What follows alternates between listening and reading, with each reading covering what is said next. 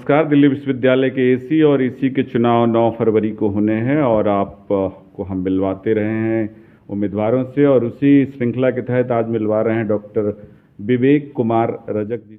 Independent उम्मीदवार के तौर पर अपनी उम्मीदवारें आपके सामने पेश कर रहे हैं और एक स्वतंत्र उम्मीदवार के तौर पर अपनी चुनौतियां भी होती हैं कि वो कुछ नया करेंगे।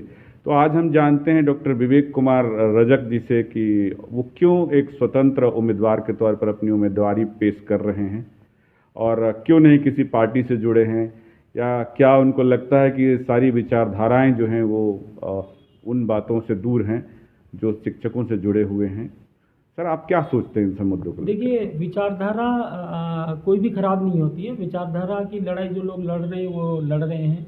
हमारा ऐसा मानना है कि विचारधारा की लड़ाई में जो आम शिक्षकों के जो मुद्दे हैं, कॉमन टीचर्स के जो इश्यूज हैं, वो कई बार नहीं उठ पाते हैं, या सब्जेक्ट स्पेसिफिक मुद्दे भी नहीं उठा पाते हैं। किसी आम शिक्षक को जो समस्याएं आती है, किसी विषय से रिलेटेड जो खास समस्याएं हैं, उनको वो लोग अहमियत नहीं देते हैं।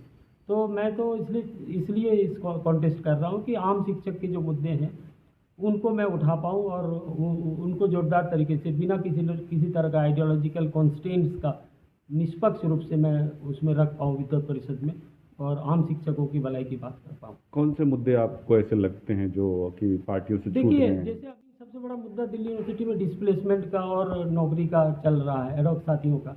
उसमें सब अपनी अपनी राजनीतिक रोटियां सेक रहे हैं। चाहे डिस्प्लेसमेंट ना हो, है ना, सब लोग चाहते हैं कि हो जाए, लेकिन उसमें जिस तरह की राजनीति हो रही है उस तरह की राजनीति नहीं होनी चाहिए। एक मेरिट को अहमियत देना चाहिए, और मेरिट के बेस पे, और शिक्षकों को, जो शिक्षक पढ़ा रहे हैं उनका जो एक्सपीरियंस है उसको भी आप कंसिडर करिए, उसको ध्यान में रखते हुए, न कि किसी तरह का पॉलिटिकली मोटिवेटेड होनी चाहिए, ना लेफ्ट की ना राइट की। मतलब शिक्षकों के मुद्दों की बात होनी चाहिए, मेरा ऐसा मानना है। शिक्षक जो पढ़ा रहे हैं सही तरीके से पढ़ा रहे हैं, कोई शिकायत नहीं है, इतने सालों से पढ़ा रहे हैं, उसके एक्सपीरियंस का भी उनको फ़ायदा दीजिए और उनको समायोजित करने का प्रयास करिए, न कि इस तरह से मतलब पूरा का पूरा डिपार्टमेंट ही खाली हो जाए। 50% एमए में होना चाहिए रिजर्व कैटेगरी के लिए, नेट क्वालिफाई करने के लिए 50% होना चाहिए। तो उसी रेशियो में आपको एपीआई में भी रियायत दी जानी चाहिए। ये बच्चे जरूर जिनका पब्लिकेशन नहीं है, टीचिंग एक्सपीरियंस नहीं है, लेकिन आप सोचिए कि अगर पुराने लोगों को इसमें नुकसान थोड़ा सा है। जो लोग पुराने हैं और टीचिंग एक्सपीरियंस नहीं है, उनको 10 पॉइंट का नुकसान जरूर हो रहा है, लेकिन 50 पॉइंट या एससी एसटी के लिए 45 पॉइंट में बहुत कम लोग ऐसे देखने को मिल रहा है कि उनका 45 पॉइंट्स नहीं है। वो एक इशू नहीं है, लेकिन आप ईमानदारी से कैंडिडेटों की संख्या जो विभागों में तय की गई है कि एक सीट पर 30 लोगों को बुलाने की बात हुई है, तो ऐसे में तो बहुत सारे। यूनिवर्सिटी डिपार्टमेंट की बात कर रहे हैं सर? जी जी हाँ, यूनिवर्सिटी डिपार्टमेंट में बिल्कुल वहाँ पे दूसरी तरह का है एपीआई का प्रोविजन, तो उसमें जरूर रियायत एससी एसटी टीचर्स को दिया जाना चाहिए। और एक और मुद्दा मैं आपको बताऊं, जैसे यूनिवर्सिटी में जो अपग्रेडेशन होता है, जो बहुत ही इंपॉर्टेंट, काफ़ी टीचर्स इस बात को रख रहे हैं, मेरे विषय से रिलेटेड है कि भाई यूनिवर्सिटी, हम कॉलेज में 21 साल से मैं पढ़ा रहा हूँ, या कोई भी शिक्षक जो 20 साल 15 साल से पढ़ा रहे हैं कॉलेज में, लेकिन वो यूनिवर्सिटी में प्रोफेसर के लिए अप्लाई नहीं कर सकते हमारे विषय में, इकोनॉमिक्स में। क्यों? क्योंकि प्रोफेसर में जब वो अप्लाई करते हैं तो उनको एक पीएचडी सुपरविजन होना चाहिए। अगर आपने पीएचडी सुपरवाइज नहीं किया है तो you are not eligible for professorship in the department. तो चाहे कॉलेज में 30 साल भी पढ़ा लिया हो, वो नहीं एलिजिबल हो रहे हैं प्रोफेसर के लिए इकोनॉमिक्स में।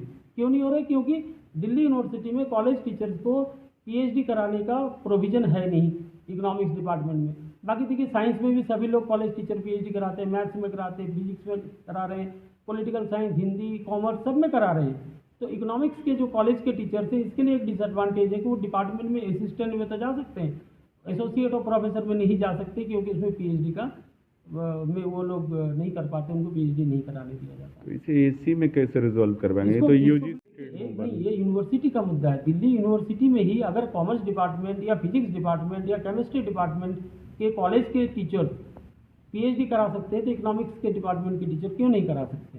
एक यूनिवर्सिटी में कॉलेजेस के टीचर्स की बात कर रहे हैं। अभी आपने देखा कई कॉलेज के टीचर डिपार्टमेंट में प्रोफेसर बनकर आए या एसोसिएट प्रोफेसर बनकर आए, लेकिन इकोनॉमिक्स के टीचर एलिजिबल नहीं होते दिल्ली यूनिवर्सिटी में कॉलेज में पढ़ा रहे हैं, चाहे वो 30 साल भी पढ़ा लिया हो।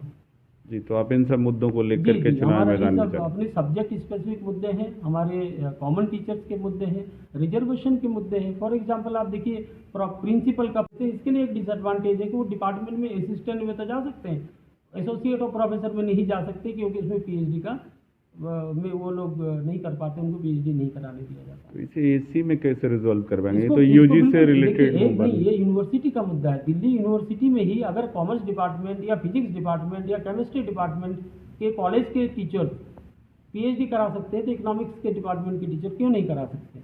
एक यूनिवर्सिटी में कॉलेजेस होनी चाहिए। कॉलेजेस के की टीचर्स की बात कर रहे हैं। अभी आपने देखा कई कॉलेज के टीचर डिपार्टमेंट में प्रोफेसर बनकर आए या एसोसिएट प्रोफेसर बनकर आए, लेकिन इकोनॉमिक्स के टीचर एलिजिबल नहीं होते दिल्ली यूनिवर्सिटी में कॉलेज में पढ़ा रहे हैं, चाहे वो 30 साल भी पढ़ा लिया हो। जी, तो आप इन सब मुद्दों को जी लेकर के जी चुनाव हमारा ये मैदान में सब चल अपने सब्जेक्ट स्पेसिफिक मुद्दे हैं, हमारे कॉमन टीचर्स के मुद्दे हैं, रिजर्वेशन के मुद्दे हैं। फॉर एग्जांपल आप देखिए प्रिंसिपल का पोस्ट है, एक सिंगल कैडर पोस्ट है, भाई एससी एसटी ओबीसी के टीचर्स का क्यों नहीं वहाँ पे आप रिप्रेजेंटेशन दे सकते हैं? बिल्कुल दिया जाना चाहिए।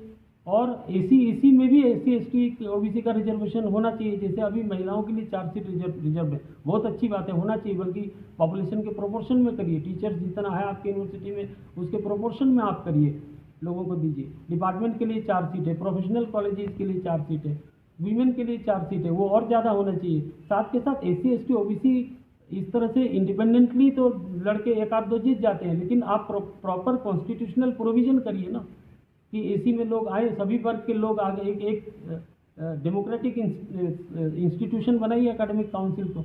उसी तरह से देखते हैं प्रिंसिपल में कितने, एक भी एससी एसटी के प्रिंसिपल नहीं है किसी कॉलेज में, उसमें रिजर्वेशन लेके आइए।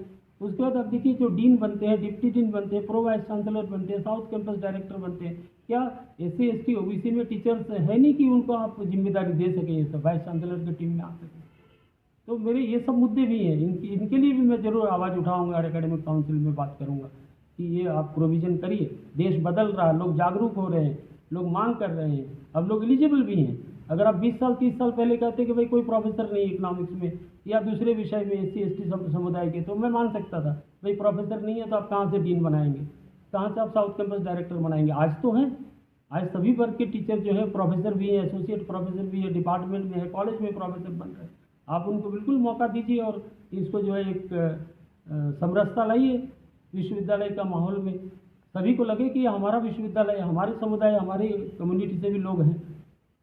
आपका बैलेट नंबर, मेरा कॉलेज बैलेट का नाम? नंबर 4 है, विवेक कुमार रजक नाम है, मैं एसोसिएट प्रोफेसर हूँ इकोनॉमिक्स में, 2001 से दयाल सिंह कॉलेज में पढ़ा रहा हूँ। Ballot number 4